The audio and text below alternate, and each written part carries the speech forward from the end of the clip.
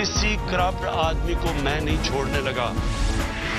You are selected Prime Minister, तड़कियां देते हैं और धमकियां देते हैं कि हम पूरी ऑपोजिशन को जेलों में मैं भेज दूंगा। You are not a dictator. तुम तो सिर्फ कठपुतली हो, तुम्हारी तोरे तो कोई और हिला रहा है। जंग अभी जारी है, अभी हमें दायमी अमन की असल मंजिल पर पहुंचना है।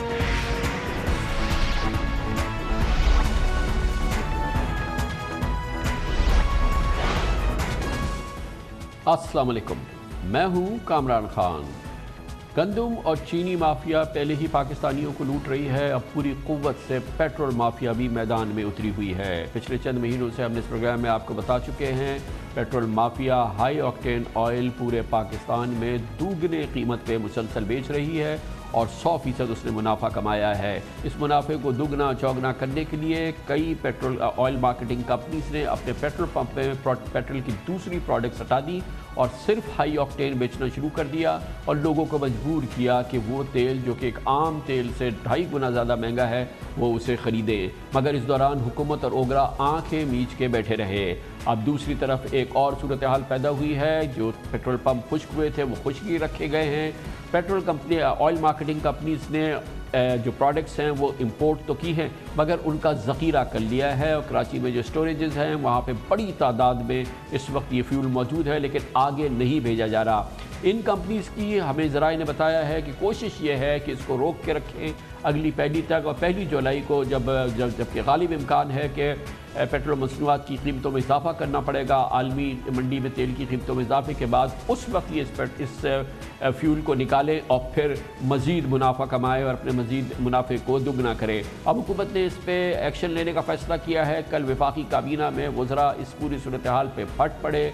वज़ीर आज़म इमरान खान पहले ही गुस्से में थे और अब एक वाज़े और एक जामे तहक़ीक़ात को हुक्म दिया है जिसके लिए आज शेल पाकिस्तान और इसके अलावा हेस्कॉल और oil and gas petroleum company oil and limited company को शो कॉज नोटिस जारी किए गए हैं। FIR दाखिल की जा रही है, हमें बताया गया है। मजबूरी सूरत हाल हम आपको दिखाते हैं इस रिपोर्ट में।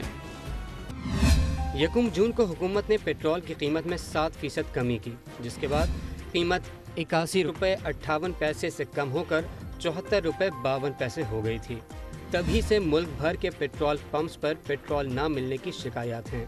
पेट्रोल माफिया ने आम पेट्रोल सस्ता होने पर पंप्स खुश कर दिए, सार्फिन महंगा हाई ऑक्टेन पेट्रोल खरीदने पर मजबूर हैं।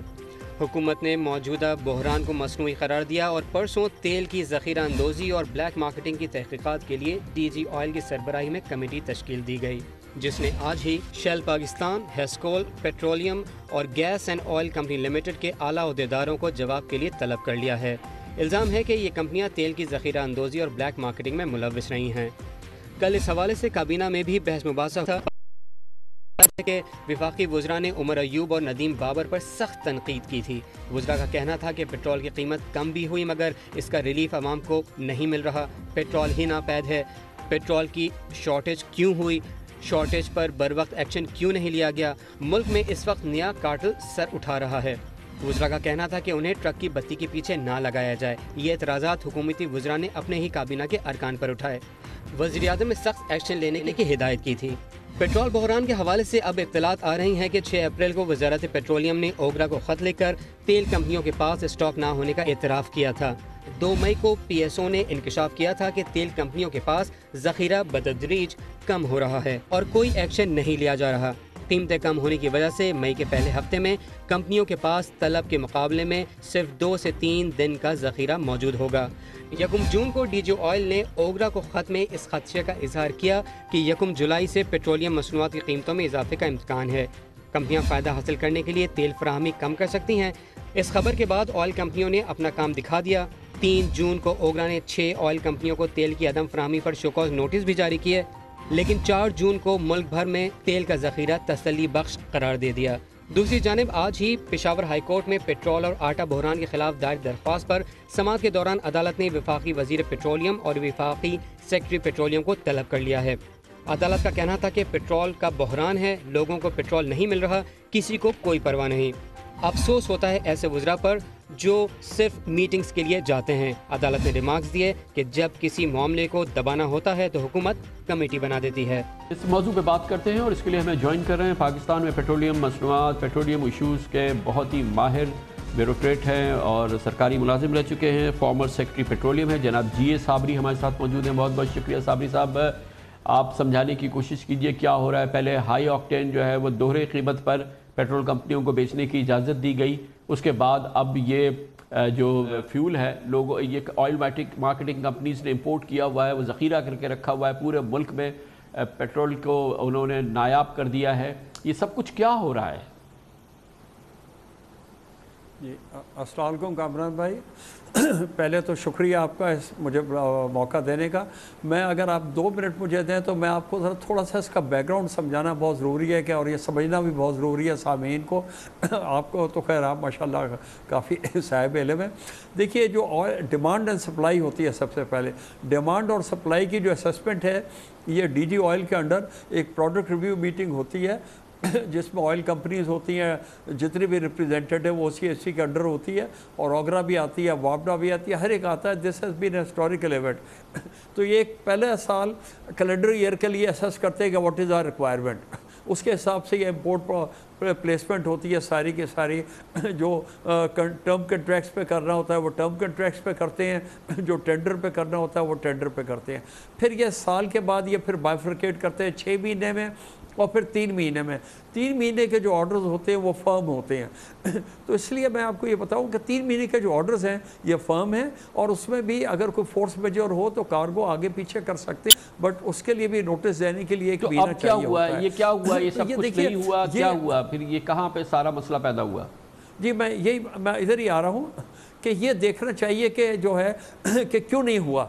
जब ये होता है, ये तो SOP है, एक स्टैंडर्ड ऑपरेटिंग प्रोसीजर है कि ये DG ऑयल के तहत ये चेक करते हैं कि क्या सप्लाई और डिमांड है, और उसमें यस कि ये आपने बिल्कुल बजा फरमाया कि 2 दिन और 3 दिन का स्टॉक है। ये ऐसा नहीं होना चाहिए।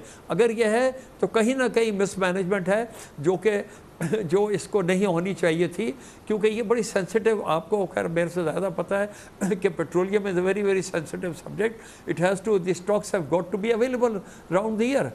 तो ये कहीं ना कहीं मिसहैप ज़रूर हुआ है। और हमारे यहाँ तो ये था कि जी 15 दिन के स्टॉक्स जो थे पहले मैंडेटरी होते हैं कि जब ये प्रोडक्ट, ये बताइए ना आप अपने ये बताइए कि मसला कहाँ हुआ। आपने तो एक मजमूई सूरत हाल बताई, आपने एक रूटीन बताया कि क्या होता है, लेकिन इस वक्त आपके ख्याल में हुआ क्या है? मैं कामरान भाई मैं यहीं आ रहा हूँ देखिए कि जो हुआ होगा, क्योंकि देखिए ना मैं वहाँ विटनेस नहीं हूँ कि yes there is a mismanagement. यहाँ पे प्रोडक्ट रिव्यू में जो है कंपनियों ने भी गलत किया, क्योंकि जब कंपनियों को पता हो रहा है कि अगर ये शॉर्टफॉल हो रही है वो सही, उन्होंने जान के स्पेकुलेशन जो है ना नंबर सही नहीं बताया मोस्ट प्रॉब्ली।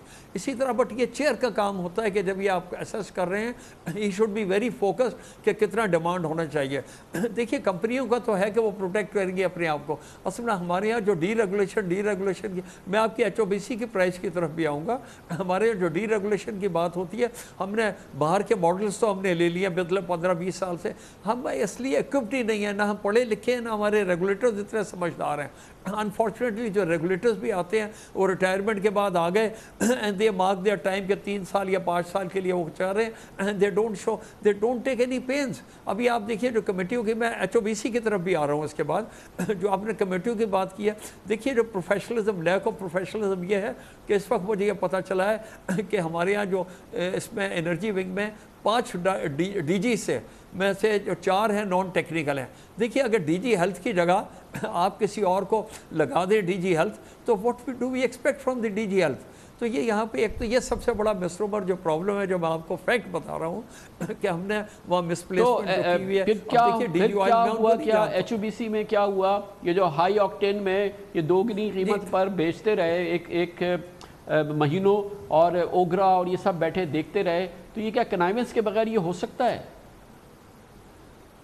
जी मैं आपको बता, देखिए अब हम जब डी रेगुलेशन की बात करते हैं, HOBC is A D regulated product, वो जितने पे मर्जी बेचें। जब डी रेगुलेशन का तो मतलब है, तो एक तो बात ये है कि भी इसमें कनाइबत से इस तरह, दूसरी बात है कि जो हम ये कह रहे हैं कि HOBC, देखिए HOBC जो है ये SUV व्हीकल्स के लिए है। आम व्हीकल्स में ये डल तो सकता है, बट उसमें नॉकिंग हो जाती है और ये इस तरह नहीं होता। ठीक है, लोगों ने मजबूरी लिया होगा, HOBC खरीदा होगा, बट ये है कि जाहिर है कि जो ऑयल मार्केटिंग कंपनीज हैं, they would like to cell the premium fuel जिसकी प्राइस डी रेगुलेटेड है। ये देखिए ना, एक जानिब तो वो HOBC को दोगुनी कीमत पे बेचते रहे, और दूसरी जानिब वो अब ज़ख़ीरा करके उन्होंने अपने इंपोर्ट्स को, अपने फ्यूल को रखा, क्योंकि उनको ख्याल है कि 1 जुलाई को कीमत बढ़ेगी और इसको मार्केट पे ना जाने दें और उसकी कमी पैदा करें और इसको रोकें किसी सूरत से कि 1 जुलाई को फिर हम इससे मुनाफे कमाएं। सिर्फ HOBC का मुनाफा नहीं है, ये कंपनीज तो कम्प्लीटली हॉस्टेज बना रही हैं पाकिस्तान की कंज्यूमर्स को। जी ये बिल्कुल वजह है, बट देखिए इसका जब DG ऑयल डिटर्मिन करता है, वहाँ पे वन शुड लुक इनटू कि डिमांड सप्लाई का क्या मिसहैप है। उसके बाद जो रेगुलेटर है, ऑगरा का काम है कि रेगुलेट करे कि भाई ये सप्लाईज कितनी जा रही है, किसके पास है क्या नहीं है। The monitoring, it is the default is eight 2 ends, एक तो जो डिमांड सप्लाई असेस करने में और एक डिमांड इसके मॉनिटरिंग के एंड में।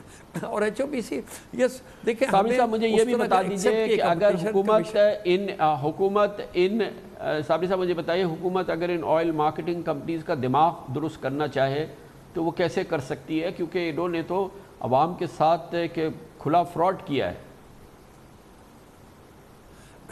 देखिए बात यह है कि रेगुलेटर, मैं माफ़ कीजिए, मैं ये कहूँगा कि ये इनएफिशिएंसी जो है ना हमारी इंस्टीट्यूशनल, गवर्नमेंट इंस्टीट्यूशनल मैकेनिज्म्स की हैं। मैं आपके अगेन मैं माफ़ी का तालिब हूँ कि हमें ये कहना कि जी OMCs फ्रॉड, OMCs के फ्रॉड में OMCs को डिपेंड नहीं कर रहा।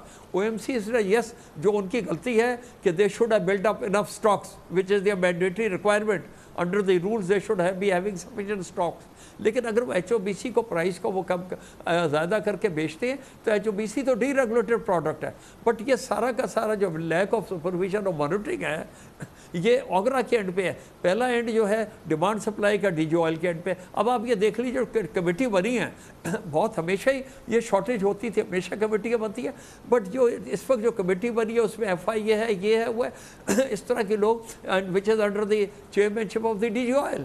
तो ये जो चीज़ें ना, हम इंस्टीट्यूशंस को हमने ये सारा और फर्दर ये एग्रीवेट ख़राब कर रहे हैं। बहुत बहुत शुक्रिया जनाब GA साबरी, साबिक सेक्रेटरी पेट्रोलियम हमारे साथ मौजूद थे। पेट्रोलियम उमूर के माहिर हैं और कहते हैं कि शदीद नाअहली हुई है, शदीद मिसमैनेजमेंट हुई है। कमर्शियल ब्रेक उसके बाद जिक्र करेंगे। कोरोना की सूरत हाल की वजह से पाकिस्तानियों ने ना एहतियात की, न SOPs को फॉलो किया, ना कारोबार ने, ना बिजनेस ने, दुकानों ने, मार्केटों ने, तो ख़ास तौर पर एक बेहंगम माहौल पैदा कर रही मिसाली निज़ाम तरतीब दिया है एहतियात का भी और SOPs का, जिसकी वजह से सनतें न सिर्फ चल रही हैं, मुलाजमतों को तहफ़्फ़ुज़ मिला हुआ है और मईशत का पहिया भी चल रहा है। वो कैसे ये कर रही हैं आपको दिखाएंगे छोटे से वक्त के बाद। Welcome back. पाकिस्तान में कोरोना केसेस में तशवीशनाक और संगीन इजाफा है, मुसलसल ये इजाफा जारी है। उसकी बुनियादी वजह यह है कि हम पाकिस्तानियों ने SOPs की कदर नहीं की, एहतियात नहीं की, मास्क नहीं पहने, सोशल डिस्टेंसिंग नहीं की, ईद से पहले हदें तमाम कर दी और ईद के बाद भी कोई सूरत हाल बहुत ज़्यादा बेहतर होती नज़र नहीं आ रही है। यही वजह है कि इस वक्त एक बहुत ही संगीन सूरत हाल है पूरे पाकिस्तान में कोरोना के हवाले से।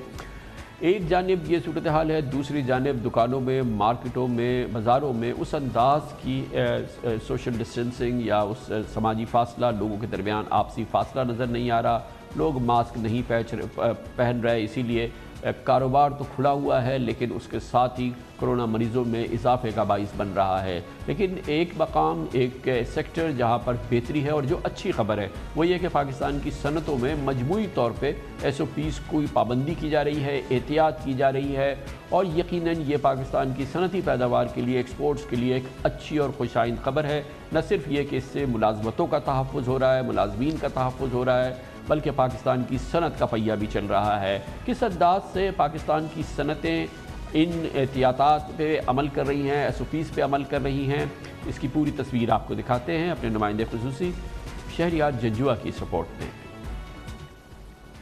टेक्सटाइल का शोबा मुल्की बरामदात में 55% का हिस्सा रखता है। اسی لیے سب سے زیادہ صنعتیں بھی اسی شعبے کی ہیں۔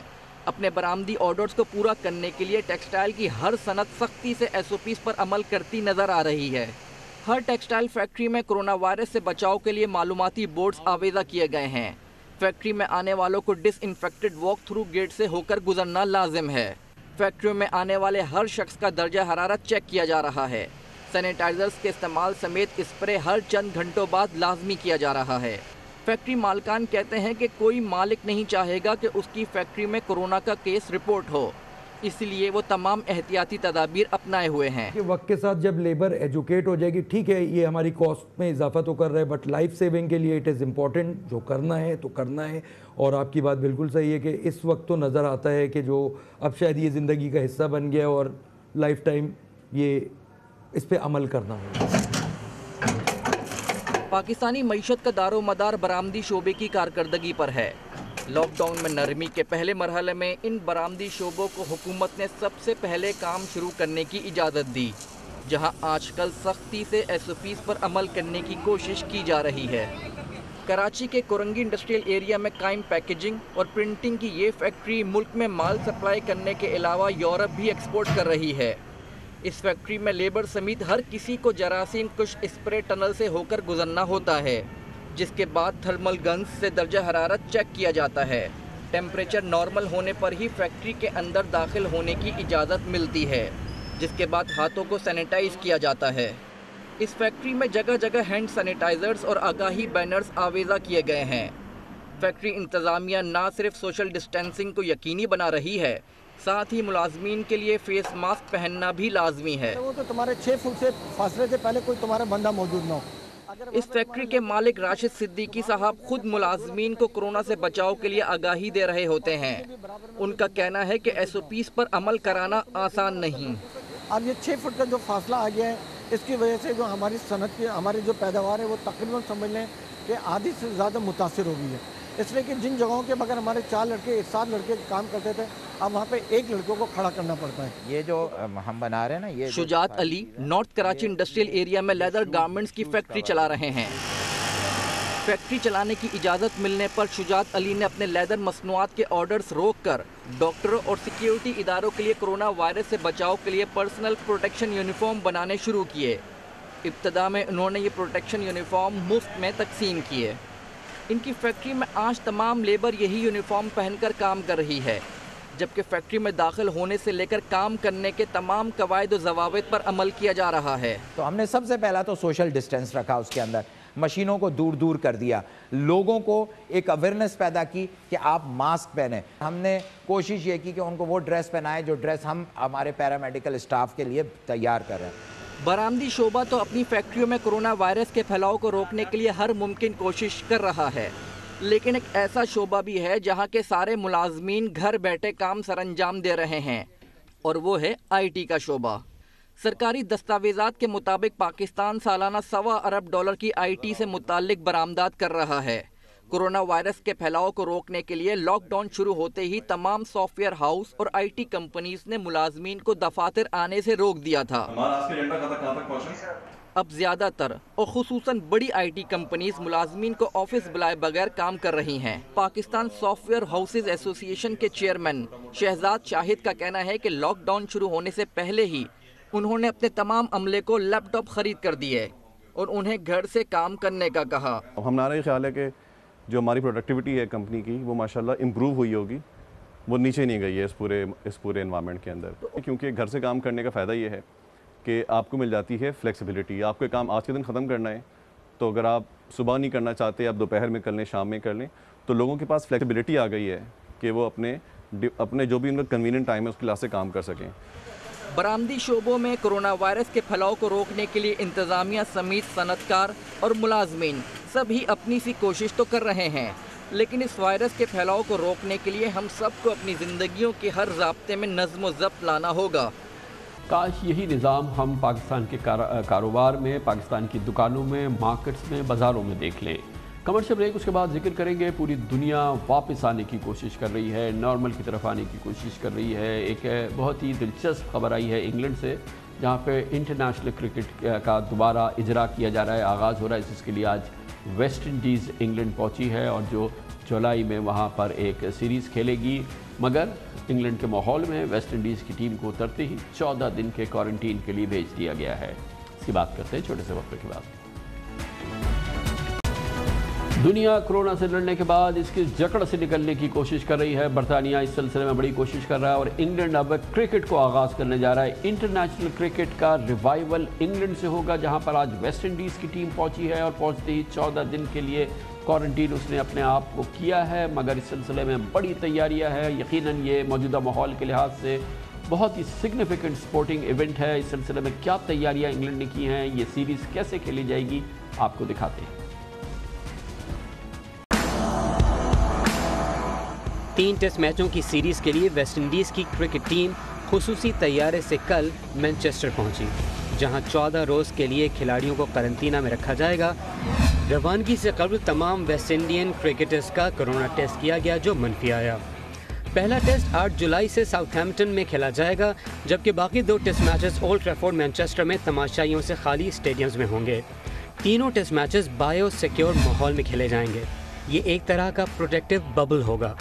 टेस्ट मैचेस के 5 दिन खिलाड़ियों के साथ साथ मैच ऑफिशियल्स और मीडिया के लोग सब ग्राउंड से मुतसिल एक होटल में ही क़याम करेंगे। किसी को भी होटल से बाहर जाने की इजाज़त नहीं होगी। वायरस के पेश नज़र ICC ने कुछ नए कवायद भी जारी किए हैं, जिनका इतलाक़ इसी सीरीज़ से होगा। मसलन थूक से गेंद चमकाने की किसी तौर इजाज़त नहीं होगी। इस अमल को रोकने के लिए टीम्स को वार्निंग्स भी दी जाएंगी। 2 बार वार्निंग के बाद बैटिंग साइड को पेनल्टी के तौर पर 5 रन दिए जाएंगे। अगर किसी खिलाड़ी में कोरोना वायरस की अलामात जाहिर होती हैं तो इसकी जगह दूसरे खिलाड़ी को टीम में शामिल किया जा सकेगा। इसके लिए मैच रेफरी की मंजूरी ज़रूरी होगी। अब टेस्ट मैचेस में रिव्यूज़ की तादाद 2 की बजाय 3 और वनडे में 1 की बजाय 2 होगी। वेस्ट इंडीज़ की टीम इंग्लैंड का दौरा उस वक्त कर रही है जब बरतानिया में कोरोना के 2,90,000 से ज़ायद केसेस सामने आ चुके हैं और 41,000 के करीब अमवात रिपोर्ट हो चुकी हैं। सुप्रीम कोर्ट ऑफ पाकिस्तान के चीफ जस्टिस जनाब justice Gulzar Ahmad Wahid chief justice of Pakistan नहीं हैं जो सिंध को करप्ट तरीन सूबा कहते हैं। उनसे पहले जनाब जस्टिस साकिब निसार और उनसे पहले कई चीफ जस्टिस ऑफ पाकिस्तान बार बार कह चुके हैं, उनके ऑर्डर्स में बात सामने आ चुकी है कि मामला नहीं है। गवर्नेंस के मामलात, मेरिट के मामलात, अनगिनत केसेस, अनगिनत साइटिंग्स हैं। पाकिस्तान की अदालत उज़्मा की जो इस हवाले से ऑब्जर्वेशंस हैं वो कहीं इस तरह की ऑब्जर्वेशंस मौजूद नहीं हैं, जो साबित करती है कि सिंध बदहाल है और बदहाली का शिकार है। करप्शन के मामलात हों, मेरिट के मामलात हों या गवर्नेंस के मामलात हों, इस प्रोग्राम में उनका जिक्र मुसलसल होता रहता है। और सिंध में अगर करप्शन के मामलात देखने हों तो आप इसका अंदाज़ा इस बात से लगा सकते हैं कि सिंध के एहलकारों ने, सरकारी एहलकारों ने सबसे ज़्यादा नैब के साथ प्ली बारगेन की है या लूटी हुई रकम रज़ाकाराना तौर पर वापस की है, जो कि अरबों रकम जो है वो नैब ने फिर हुकूमत सिंध को वापस की। और सबसे दिलचस्प बात यह है कि ये लोग जो प्ली बारगेन करते हैं नैब के साथ, अपनी करप्शन को एक्सेप्ट करते हैं, उन्हें दोबारा हुकूमत सिंध उन्हीं मकामात पे लगा देती है जहाँ से उन्होंने ये रकम लूटी है। ऐसा कई केसेस में ऐसा होता रहा है। वाक़यात एक नहीं अनगिनत हैं, दर्जनों वाक़यात हैं जो इस बात को साबित करते हैं कि सिंध में मुसलसल 12 साल से करप्शन का राज है। ये हम नहीं कह रहे, ये पाकिस्तान के चीफ जस्टिस कहते हैं और सुप्रीम कोर्ट ऑफ पाकिस्तान की ये राय है। कैफियत ख़त्म नहीं हो रही, थम नहीं रह रही और किसी भी सूरत में लग नहीं रहा कि प्यास बुझती नज़र नहीं आ रही है। हालात की इस बदतरीन सूरत हाल में भी हमें अय्याशियाँ नज़र आ रही हैं, लंतरानियाँ नज़र आ रही हैं। ताज़ा तरीन मामला सिंध में कोरोना के बाद जो अहम मामला है वो लोकस का है। टिड्डी दल ने हमला किया हुआ है। सिंध के 3 लाख एकड़ पे फैली फसलें टिड्डी दल खा चुकी हैं। हुकूमत सिंध ने अपना जवाब इसके लिए देने के लिए जो उसकी तैयारी की है, उसके लिए हुकूमत सिंध ने 40 करोड़ रुपए, माफ़ कीजिएगा 60 करोड़ रुपए मुख्तस किए। और आज की खबर ये है कि उन 60 करोड़ रुपए में से 22 करोड़ रुपयों से उन्होंने नई नवेली डबल केबिन और 4 व्हील ड्राइव गाड़ियाँ ख़रीद ली हैं और उनमें से इसके अलावा 11 सिंगल केबल गाड़ियाँ यानी कि हाईलेक्स खरीद ली हैं। 29 नई नवेली 4 व्हील गाड़ियाँ खरीद ली गई हैं, डबल केबल, सिंगल केबिन اور اس طرح سے اس ٹڈی دل کے مقابلے کی پہلی ابتدا کی گئی ہے. یہ خالی اتنی سادہ بات نہیں ہے. اس کی مزید تفصیلات ہم آپ کو دیتے ہیں اپنے نمائندے خصوصی اختیار کھوکھر کی اس رپورٹ میں.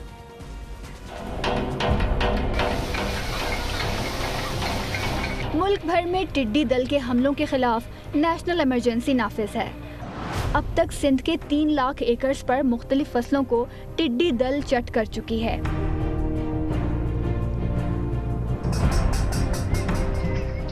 لیکن حد تو یہ ہے کہ سندھ کی کرپٹ سرکاری مافیا نے غریب کاشتکاروں کو ٹڈی دل سے بچانے کے لیے جاری فنڈز پر عیاشیاں اور سیر سپاٹے شروع کر دیے ہیں. سندھ کے محکمہ خزانہ سے ٹڈی دل کے خلاف آپریشن کے لیے محکمہ زراعت کو 60 کروڑ روپے جاری کیے گئے، جن میں 32 کروڑ روپے پچھلے سال دسمبر میں جاری ہوئے اور 28 کروڑ روپے 2 ہفتے پہلے جاری ہوئے ہیں. ان فنڈز میں سے 22 کروڑ مالیت کی 40 نئی لگژری گاڑیاں خرید لی گئی ہیں.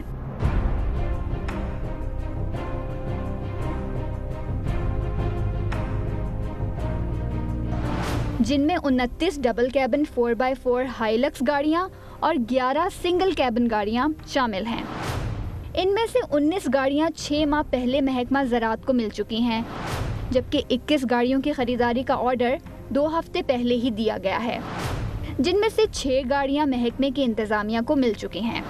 یعنی فی الوقت 25 لگژری گاڑیوں پر محکمہ زراعت کے اعلیٰ حکام مزے لوٹ رہے ہیں. یہ گاڑیاں صحرائی علاقوں میں ٹڈی دل کے خلاف آپریشن کے نام پر خریدی گئی ہیں. لیکن حیرت کی بات یہ ہے کہ ان گاڑیوں پر ادویات کی اسپرے کی مشینری نصب ہی نہیں ہو سکی. حیرانی کی بات یہ بھی ہے کہ حکومت سندھ 8 اضلاع کے ڈپٹی کمشنرز کو بھی ٹڈی دل کے مقابلے کے لیے 4 کروڑ روپے جاری کر چکی ہے.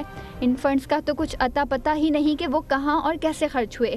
دلچسپ بات یہ ہے کہ محکمہ زراعت نے ٹڈی دل آپریشن کے نام پر آئندہ سال کے بجٹ میں مزید 40 لگژری گاڑیوں کی خریداری کے لیے 40 کروڑ روپے مانگ لیے ہیں. سوال یہ پیدا ہوتا ہے کہ سندھ کے سرکاری خزانے سے عیاشیاں ہو رہی ہیں اور بیچارے کسان اپنی فصلوں کو بچانے کے لیے ڈھول پیٹتے، ڈبے بجاتے اور دھونی دیتے نظر آ رہے ہیں.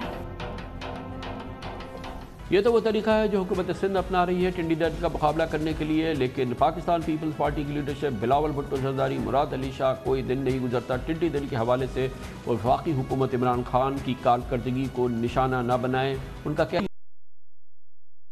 طرح سے فیل ہو رہی ہے ٹڈی دل کا مقابلہ کرنے کے لیے. وہ کہ جو انہوں نے مثال پیش کی ہے وہ تو کسی فورنزک آڈٹ سے ہی ثابت ہوگی کہ وہ کتنی مؤثر ثابت ہو چکی ہے. بلاول بھٹو زرداری اس حوالے سے کافی تقریریں کرتے رہے ہیں. لوکس کا جو سلسلہ چل رہا ہے اور سندھ میں بھی یہ لوکس پہنچ چکے ہیں. یہ آپ کا کام ہے. 18ویں ترمیم کے بعد بھی یہ آپ کا کام رہا ہے. لوکس کا مقابلہ کرنے میں آپ کو صوبائی حکومت کو مدد کرنا پڑے گا. لوکس پہنچ چکے ہیں لیکن وفاق کی طرف ایک پلین بھی نہیں آیا ہے. ہم کتنا نقصان اٹھا سکتے ہیں؟ ٹڈی اور لوکس کا حملہ 25 ایئرز کے بعد یہ لوکس کا سب سے بڑا حملہ ہوگا. آپ نے اس وقت پاکستان کے کسانوں کے ساتھ کھڑا ہونا ہے. آپ کا کھانا کو بچانے کے لیے ان کا فصل کو بچنا پڑے گا. یہ آئینی ذمہ داری جو وفاقی کا حکومت کا ہے وہ آئینی ذمہ داری وہ پورا کرے.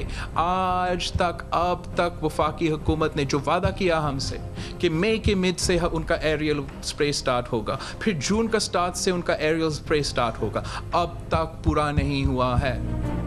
جس پر مزید معلومات حاصل کریں گے اور اس کے لیے ہمیں جوائن کر رہے ہیں اختیار کھوکھر. بہت بہت شکریہ اختیار کھوکھر صاحب. یہ بتائیے کہ حکومت سندھ کہتی ہے بھائی ٹڈی دل کا مقابلہ کرنا ہے تو اس کے لیے گاڑیاں تو خریدنی پڑیں گی، تو اس میں مذائقہ کیا ہے اگر انہوں نے یہ ڈبل کیبن اور یہ برانڈ نیو گاڑیاں اگر خریدی ہیں؟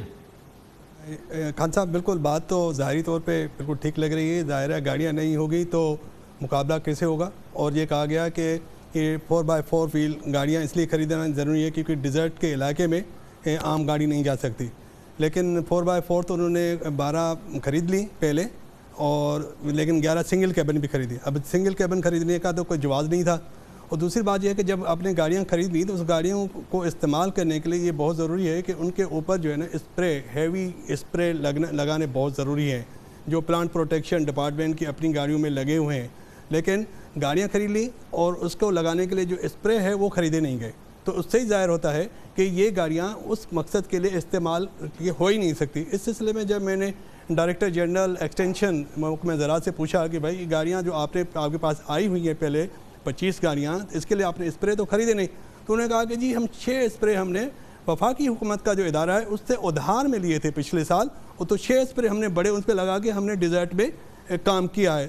چلو ہم اس کو 6 کو بھی مانیں تو باقی تو تقریباً 18-19 گاڑیاں تو یہ لوگ جو ہے نا وہ خود ہی استعمال کرتے ہیں. وہ کہہ رہے ہیں کہ ہم نے کراپ ایریا کے لیے ہم نے یوز کیا. کراپ ایریا میں تو ٹڈی دل کا مقابلہ تو ڈیزرٹ میں ان کی ایگلنگ, ان کے بچے, ان کو مارنے کی ضرورت تھی. تو کراپ ایریا کے لیے تو یہ عملی طور پہ ظاہر ہوتا ہے کہ یہ ساری گاڑیاں جو ہیں ان کے مطلب عیاشیوں کے لیے اور ان کے اپنی زیر استعمال, ذاتی استعمال کے لیے استعمال ہوتی رہی ہیں. جی.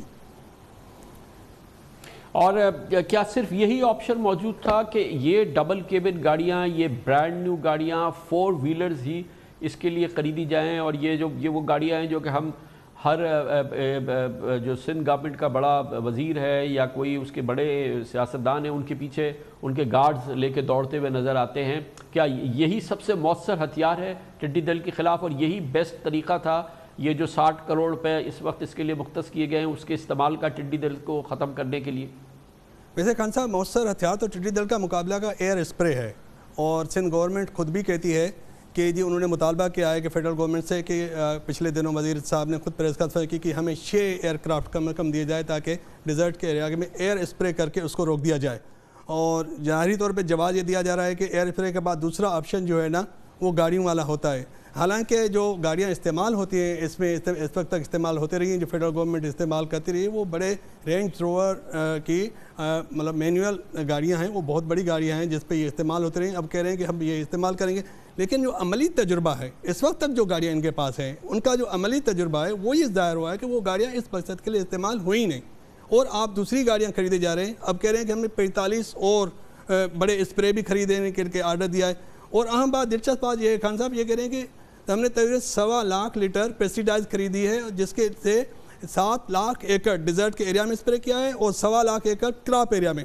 اب 1.25 لاکھ لیٹر جو ہے وہ 7 لاکھ ایکڑ میں کیسے کیا, جبکہ عام جو پیسٹیسائڈ یوز ہوتی ہے عام مطلب کاٹن میں اس میں تو 1 لیٹر 2.5 سے 2.5 لیٹر 1 ایکڑ میں استعمال ہوتے.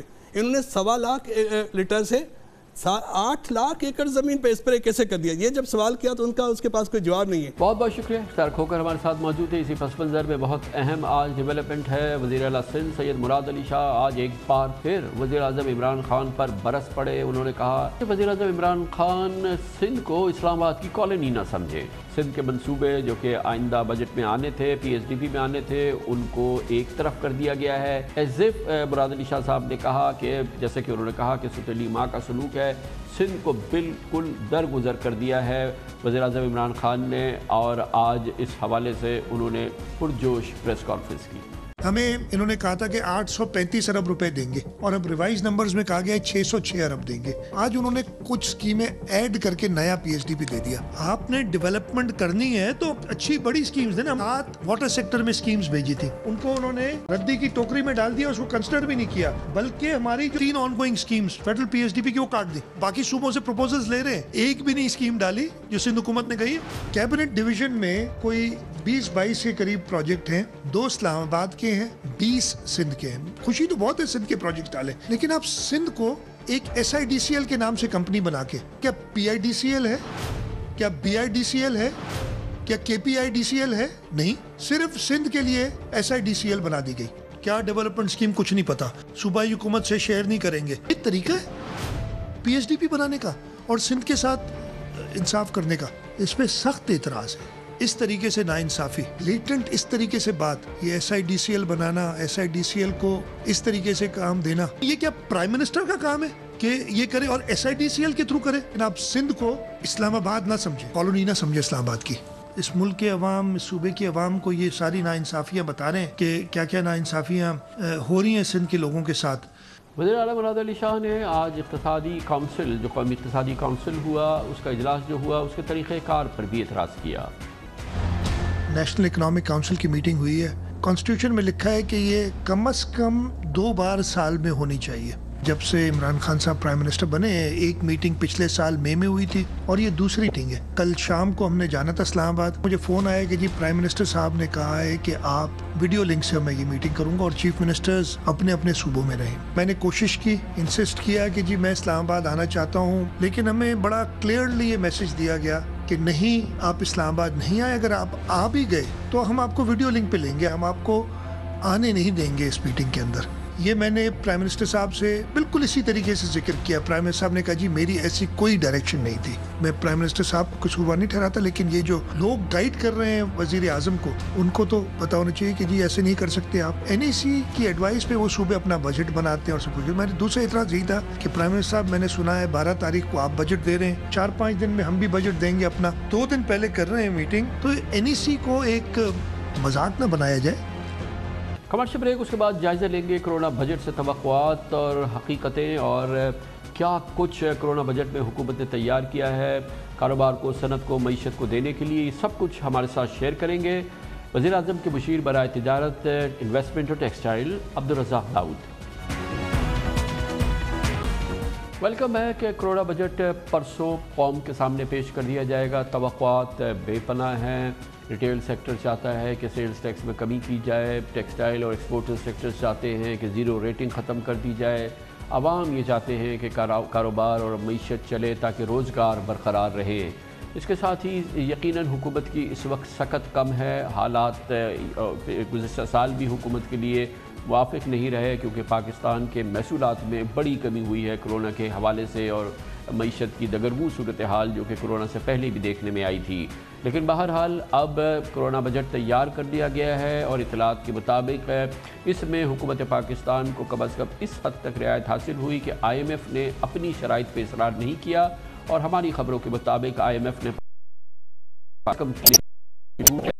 कि जो पाकिस्तान की इस वक्त माशी सूरत हाल, कोरोना की सूरत हाल की वजह से तकाजा करती है, उसके हवाले से फ़ैसले किए जाएँ। मगर इस बजट को एक बहुत ही सख्त, बहुत ही मुश्किल बजट कहा जा रहा है और बिल्कुल दुरुस्त कहा जा रहा है क्योंकि तवक्कुआत भी हैं और हुकूमत की मुश्किलात भी। वज़ीर आज़म इमरान खान की ज़ेर सदारत आज कौमी इक़्तिसादी कौंसिल का इजलास हुआ, जिसमें वफाकी माशी टीम के अलावा चारों वज़राए आला ने वीडियो लिंक के ज़रिए शिरकत की। इजलास में बजट तजावीज़ पर गौर किया गया। दस्तावेज़ात के मुताबिक आइंदा माली साल के लिए वफाकी व सूबाई तरक्याती बजट में 18% कमी होगी। सालाना तरक्याती प्रोग्राम का हजम 1324 अरब रुपए मंजूर किया गया है। वफाकी तरक्याती प्रोग्राम के लिए इजाफी 100 अरब रुपए के साथ 650 अरब रुपए मंजूर किए गए हैं, जबकि सूबों के तरक्याती बजट का हजम 674 अरब रुपए मंजूर किया गया है। आइंदा बजट में इंसदादे कोरोना के लिए 70 अरब रुपए के खुसूसी मंसूबे मंजूर किए गए हैं। IMF से मुज़ाकरात के तहत बजट में टैक्सेस का हदफ 4,950 अरब रुपए तजवीज़ किया गया है, जिनमें 3,235 अरब रुपए सूद और कर्ज़ों की अदायगी में खर्च होंगे। आइंदा माली साल में डिफेंस बजट 1,402 अरब रुपए रखने का इम्कान है। माली से 2020-21 में बरामदात का हदफ 24 अरब 80 करोड़ डॉलर तजवीज़ किया गया है, जबकि दरामदात का हदफ 45 अरब 80 करोड़ डॉलर है। 20 अरब 50 करोड़ डॉलर मुमकिना तरसीलात ज़र होंगी, जबकि बजट का खसारा 8.5% के लगभग रहने का खदशा है।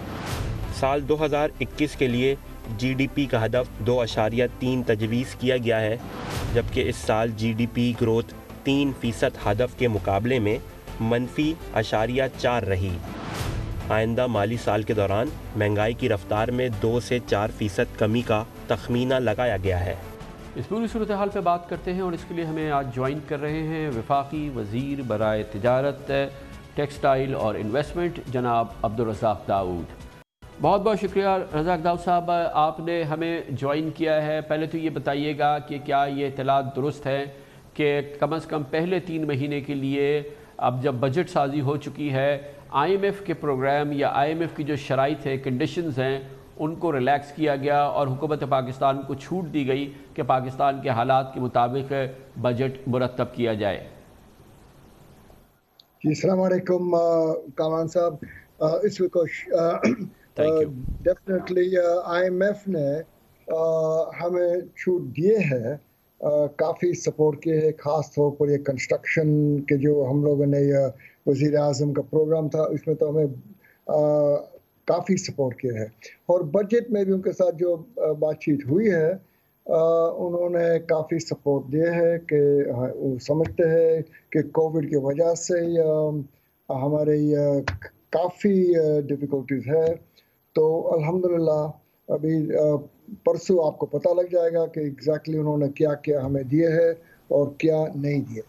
लेकिन रज़ाक दाऊद साहब ये बताइएगा कि ये तो हाफिज़ शेख साहब कई दफ़ा कह चुके हैं कि हम कोई नया टैक्स नहीं लगाए जा रहे, मगर आपको पता है कि बहुत सी बड़ी विश लिस्ट है या ख्वाहिश है या शदीद ज़रूरत है आपकी मिनिस्ट्री से रिलेटेड एक्सपोर्ट इंडस्ट्री की, इन्वेस्टर्स की, इसके अलावा टेक्सटाइल वालों की और फिर पाकिस्तान के दूसरे रिटेल सेक्टर की, कि खाली नए टैक्स लगने से काम नहीं बनेगा बल्कि उन्हें कोई इंसेंटिव्स चाहिए। तो इंसेंटिव्स का पैकेज आ रहा है बजट के साथ।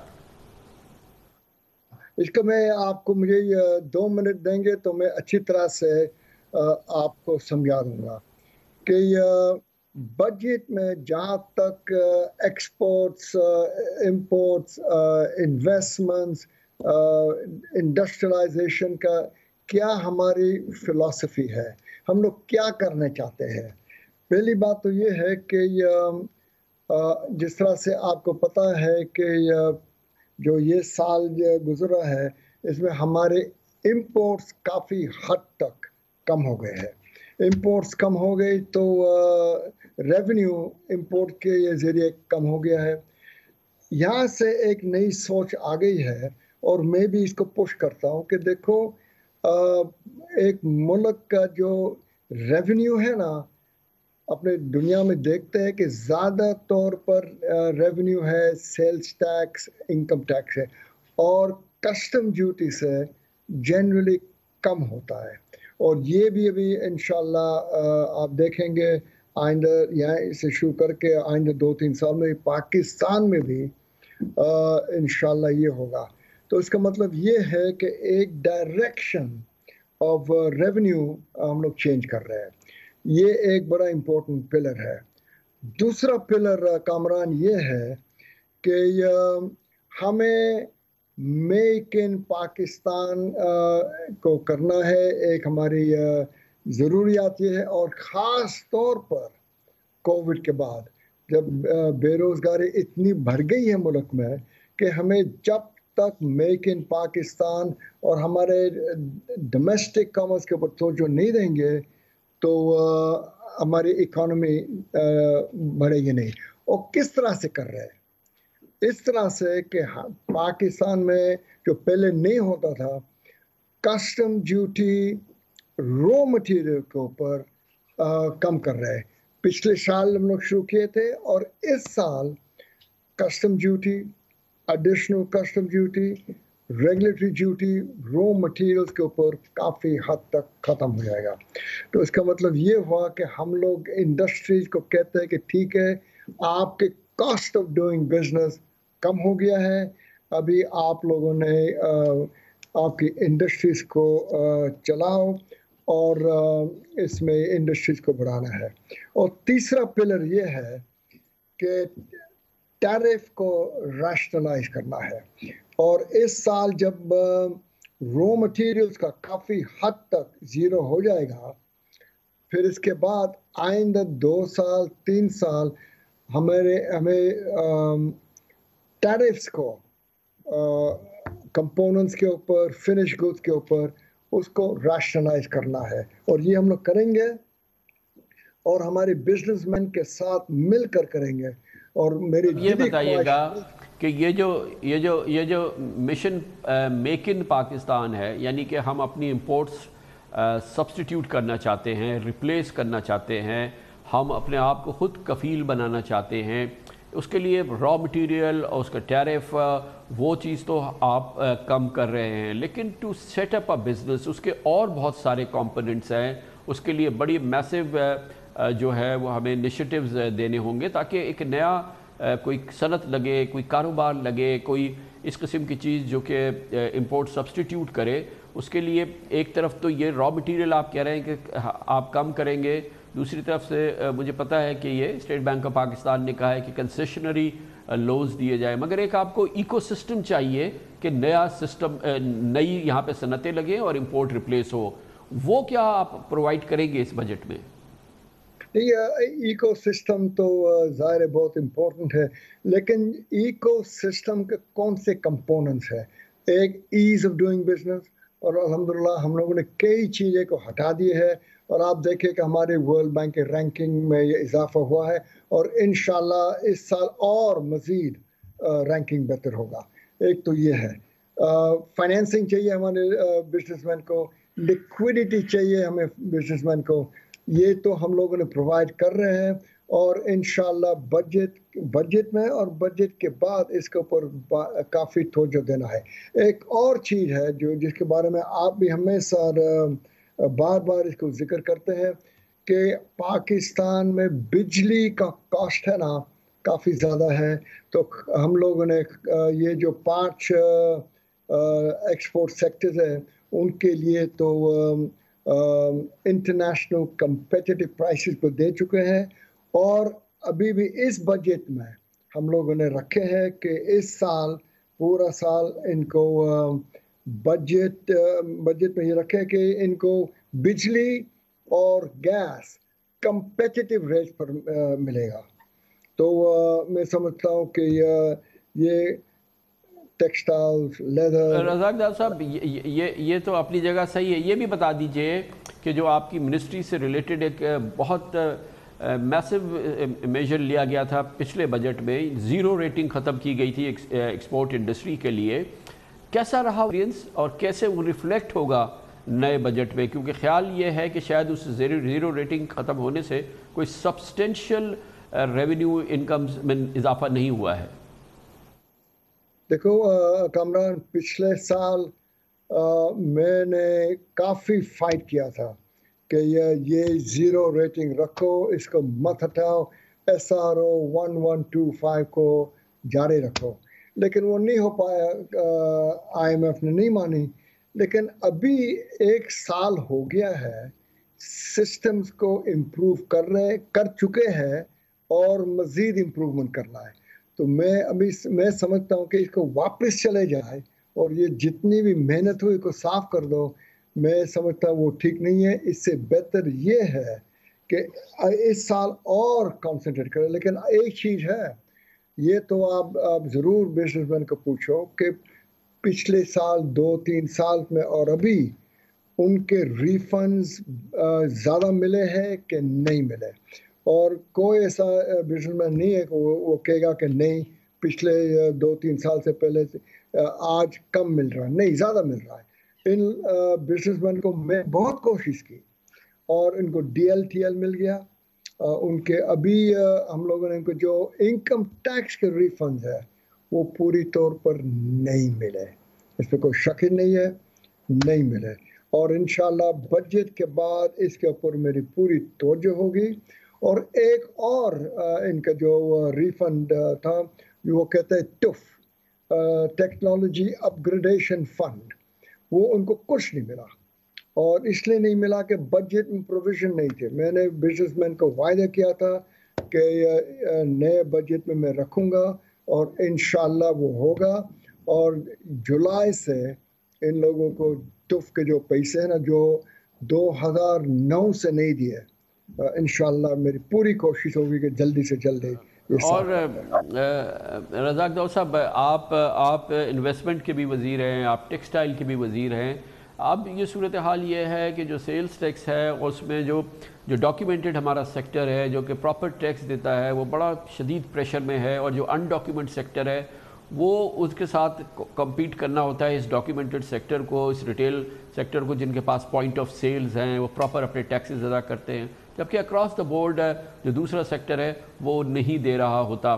یہ ریٹیل سیکٹر یہاں پہ اس کی انویسٹمنٹ بڑھے، یہ ایک بالکل وائٹ کاروبار ہے، اس سے حکومت کے ریونیوز بڑھتے ہیں، ان کو انکریج کرنے کے لیے کیا کیا جا رہا ہے اس بجٹ میں؟ کیونکہ خیال یہی ہے کہ یہ سیکٹر تو پیرش ہو رہا ہے اس ڈسپیرٹی کی وجہ سے جو کہ اس وقت ریٹیل سیکٹر جو کہ ڈاکیومنٹڈ ہے, جو انڈاکیومنٹڈ ہے, اس کے درمیان جو فرق ہے اور اتنا میسو یہ سیلز ٹیکس ہے, پھر اس سے انویسٹمنٹ کیسے ہوگی؟ یہ جابز تو جو اب ہیں یہ بھی اس وقت وہ بھی رسک میں ہیں.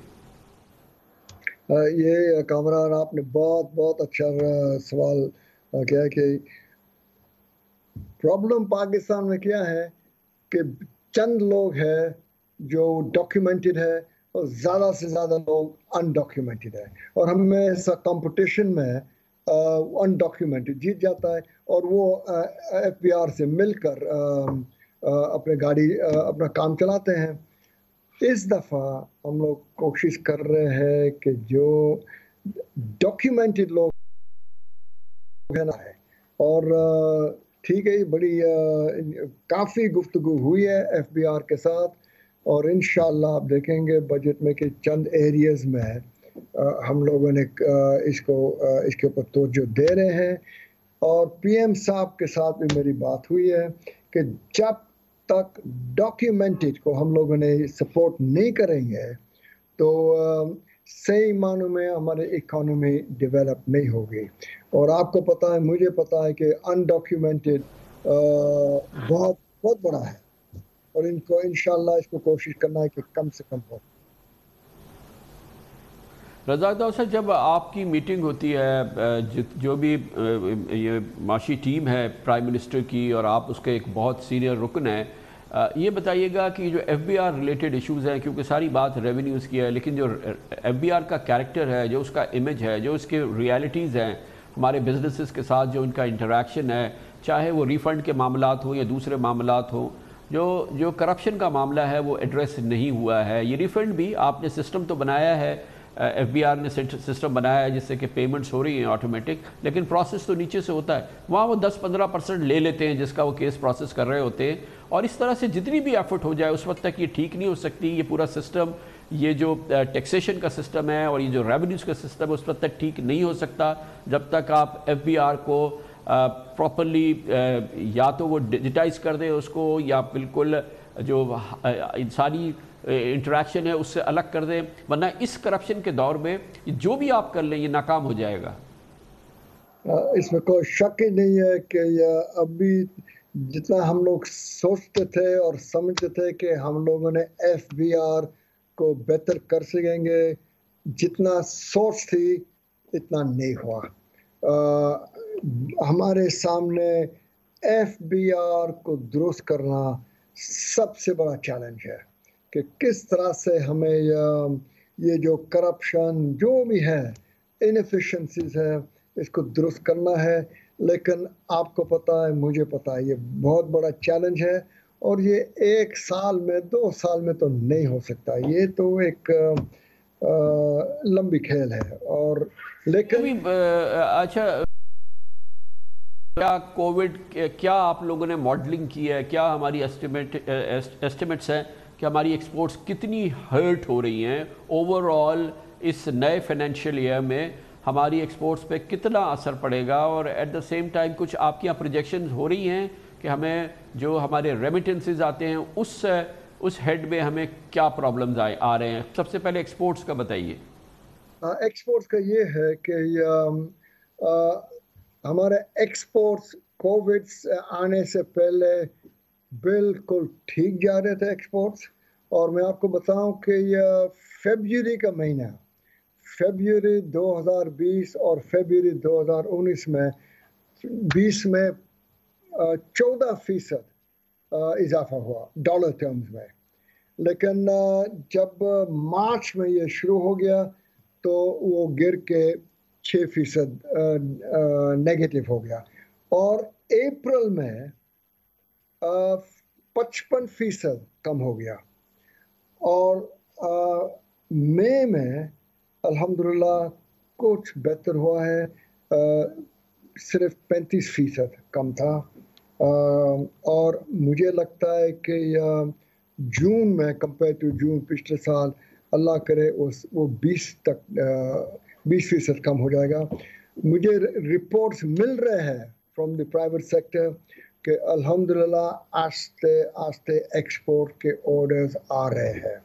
اور خاص طور پر صاحب کیا آپ کے علم میں ہے، مجھے کچھ لیڈنگ ایکسپورٹر نے یہ بتایا ہے، at least one very very prominent exporter of Pakistan, انہوں نے مجھے یہ بتایا کہ ان کے 100% آرڈرز جو ہیں وہ ریسٹور ہو چکے ہیں، اور وہ ان کو جو 100% جو ان کی ڈیمانڈ تھی، ان کی جو ایکسپورٹس تھی وہ ریسٹور ہو گئی ہے۔ بڑی انکریجنگ خبریں بھی آ رہی ہیں، کچھ مجھے بھی آ رہی ہے، اس میں کوئی شک نہیں ہے، اللہ کرے۔ لیکن جب آپ مجھے پوچھتے ہو نا کہ پریڈکشن کیا ہے، کامران، دنیا میں کوئی آج ایسا بندہ نہیں ہے جو پریڈکٹ کر سکے گا کہ 2 مہینے 3 مہینے کے بعد کیا حالت ہوگی، تو میں پریڈکٹ نہیں کر سکتا۔ لیکن جو آپ نے ابھی بات بتائی، میں بھی یہی سن رہا ہوں، لیکن اس کے علاوہ میں بزنس مین کو کہہ رہا ہوں کہ آپ لوگ پلیز پرسنل پروٹیکٹیو اکوپمنٹ میں جو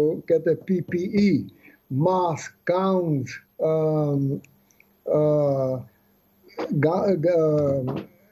گلوز، جو بھی چیزیں ہیں، اور الحمدللہ آرڈرز آنے شروع ہو گئے۔ مجھے کسی نے بتایا کہ ان کے پاس 6 مہینے کے لیے $30 ملین ایک مہینے کا آرڈرز آ گئے ہیں۔ تو اور کل منسٹری آف کامرس نے نوٹیفیکیشن دے دی ہے کہ آپ لوگ ہر چیز کو ایکسپورٹ کرو سوائے 3 آئٹمز کو، بس یہ اس کے علاوہ آپ ایکسپورٹ کرو۔ اور مجھے امید ہے and I have confidence in our business people کہ انہوں نے پرفارم۔ بہت بہت شکریہ جناب عبدالرزاق داؤد، وزیر اعظم کی مشیر برائے کامرس، ٹیکسٹائل اور انویسٹمنٹ ہمارے ساتھ موجود ہے۔ کمرشل بریک، اس کے بعد ذکر کریں گے بجٹ میں ٹیکسیشن کے حوالے سے کیا امارات آ سکتی ہیں، حکومت کے پاس کیا سکت ہے اور کیا کچھ اس سلسلے میں ہو رہا ہے۔ بجٹ کے پروگرام ہوگا چھوٹے سے وقفے کے بعد۔ پرسوں قومی بجٹ پیش ہوگا قومی اسمبلی میں، اور اس حوالے سے کیا توقعات ہیں اور کیا حکومت پاکستان کی کاروبار، صنعت اور ایکسپورٹ کو دینے جا رہی ہے، جناب رزاق داؤد ہمیں تفصیل سے بتا رہے تھے۔ یقیناً یہ ایک مشکل مرحلہ ہے حکومت کے لیے، اور ایک امیجنیٹو بجٹ ہے جو اس نے تیار کیا ہے۔ اس پورے ماحول میں صرف ایک حکومت کے لیے بہتر کیفیت یہ ہے کہ IMF اپنے پروگرام پہ اصرار نہیں کر رہی ہے، اور اس نے 3 مہینے کا ریلیکسیشن دیا ہے حکومت کو کہ اس دوران اگر آپ کی معیشت کی ضرورت ہے تو آپ اپنے پروگرامز کو آگے بڑھائیں، اور اس سلسلے میں IMF کو نے اپنی قیود پیچھے کر لی ہیں۔ یقیناً یہ ایک اچھی ڈیولپمنٹ ہے، یہ پیش رفت ہے، لیکن اس کے باوجود کاروبار، صنعت، دکانیں، تمام ماحول جو ہے، ریٹیل سیکٹر، انڈسٹریز، یہ سب اس وقت انتظار میں ہیں کہ اس بجٹ میں یہ تو کہہ دیا گیا ہے کہ نئے ٹیکسز نہیں لگیں گے، لیکن انسینٹیوز ملے، ان کو کوئی سٹیمولس ملے جس سے کہ کاروبار کو آگے بڑھایا جا سکے۔ اس بجٹ کے حوالے سے امکانات، خواہشات اور حکومت کی اپنی طاقت اور قوت کیا ہے اس معاملے پہ، اس بجٹ کے حوالے سے اس پر ہم بات کرتے ہیں، اور اس کے لیے ہمیں جوائن کر رہے ہیں پاکستان میں ریونیو، ٹیکس اور اکنامک امور کے ماہر جناب اشفاق طولہ۔ بہت بہت شکریہ اشفاق طولہ صاحب۔ بتائیے گا کہ اس وقت کی سب سے اہم خبر یہ ہے کہ حکومت کے ہاتھ پاؤں اس لحاظ سے کھلے ہوئے اس بجٹ کے حوالے سے کہ IMF انسسٹ نہیں کر رہی کہ جو اس کے پروگرام کی کنڈیشنالٹیز ہیں یا جو اس کی ریکوائرمنٹس ہیں اس کو فالو کرنا بہت ضروری ہے، مگر اس کے باوجود اس بجٹ سے یہ تو بات ثابت ہو گئی ہے، حفیظ شیخ صاحب سب کہہ چکے ہیں بار بار کہ نئے ٹیکسز نہیں آ رہے، مگر اس سے کہیں زیادہ جو ہے ہمارا بزنس جو ہے، ہماری اکانومی جو ہے وہ انسینٹیوز کی متمنی ہے کہ کچھ انسینٹیوز ملے، ایڈیشنل انسینٹیوز ملیں یا کچھ ٹیکسز کم کیے جائیں۔ اس حوالے سے حکومت کے پاس کتنا روم ہے؟ بسم اللہ الرحمن الرحیم۔ کامران صاحب تھینک یو ویری مچ، اور آپ بھی سمجھتے ہیں کہ یہ بہت کڑا وقت ہے پوری دنیا پہ، نہ صرف پاکستان پہ بلکہ پوری دنیا پہ، اور جس طریقے سے کورونا نے معیشت کو چاٹا ہے، میں یہ سمجھتا ہوں اس حالات میں بجٹ بنانا بھی ایک بہت بڑا کمال ہوگا۔ آپ کو یہ بھی پتہ ہوگا کہ جی IMF کی کنڈیشنز جو تھیں الیکٹریسٹی یا دوسرے ایکسپینڈیچرز کو فریز کرنے کی یا ٹیرف بڑھانے کی، تو انہوں نے ریلیکس کر دی ہیں، مگر ایک چیز ہے جو آپ کا جو پرائمری ڈیفیسٹ ہے جو کہ 0.4% کہا ہے GDP کا ہونا چاہیے، یعنی پرائمری ڈیفیسٹ کا مطلب ہے آپ کے جو سودی قرضے ہیں ان کو منہا کر کے جو باقی آپ کے اخراجات ہوں وہ آپ کی معیشت کے شرح نمو سے 0.4% سے زیادہ نہیں ہونے چاہیے۔ اگر اس حساب سے ہم دیکھتے ہیں تو ان کے حساب سے 5100 ارب کی آپ کو ٹیکس ریونیو کلیکٹ کرنی ہے، اور اگر میں اپنے GDP کو دیکھوں جو 2.3 شرح نمو رکھی ہے اور جو افراط در 8% رکھا ہے، تو اگر میں ان سب کو ملا لوں تو 4300 ارب سے زیادہ کا ٹارگٹ مجھے نظر نہیں آ رہا، جو کہ FBR ریئلسٹکلی کہہ رہی ہے 4300-4400، مگر IMF کا یہ کہنا ہے کہ آپ 5100 ارب کریں۔ تو مطلب یہ ہوا کہ 800 ارب کے اضافی ٹیکسز یا آپ اپنے ریفارمز کریں کہ جس کے تحت وہ آپ کی ریونیو ملے اور آپ اس کو اپنے خساروں کو، مگر تولا صاحب یہ بتائیے گا، یہ آپ نے صحیح کیا، ایک چیز تو یہ ہے، دوسری چیز حکام ہمیں یہ بتا رہے ہیں کہ یہ ریویو کیا جائے گا کہ معیشت پہ کتنا اثر ہو رہا ہے کرونا کا ایک کوارٹر کے بعد، اور دوبارہ IMF جو ہے وہ اپنے آپ کو اس سلسلے میں اس نے جو ہے وہ تھوڑا سا فلیکسیبل رکھا ہوا ہے کہ ایک کوارٹر کے بعد ہم دیکھیں گے۔ دوسری چیز جو آپ 800 ارب روپے کی آپ کہہ رہے ہیں کہ جو ٹیکسز جمع ہو سکتے ہیں موجودہ صورتحال میں جس کا شارٹ فال آنے کا امکان ہے، اگر سینٹرل بینک پاکستان میں شرح سود صرف 2% کم کر دے تو حکومت کے پاس ڈیٹ پیمنٹ کے حوالے سے، ڈومیسٹک ڈیٹ پیمنٹ کے حوالے سے تقریباً 800 ارب روپے تو اس میں بچ جائیں گے اور یہ شارٹ فال اس سے پورا ہو سکتا ہے۔ کون بھائی، یہ ایکچولی جو ہماری شرائط ہیں IMF کے ساتھ وہ پرائمری ڈیفیسٹ کی ہیں۔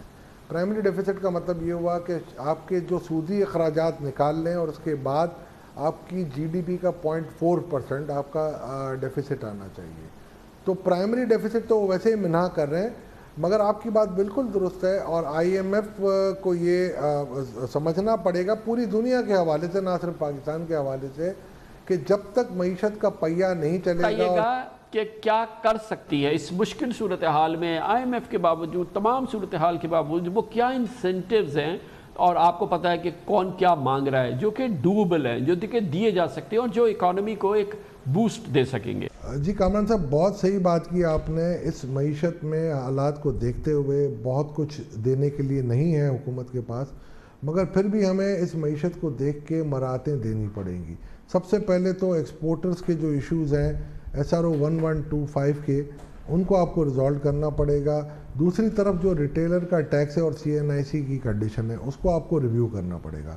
آپ نے کنسٹرکشن کا ایک بہت ہی اچھا پیکیج دیا ہے اور میں یہ سمجھتا ہوں اس پیکیج سے 72 انڈسٹریاں آپ کی چلیں گی۔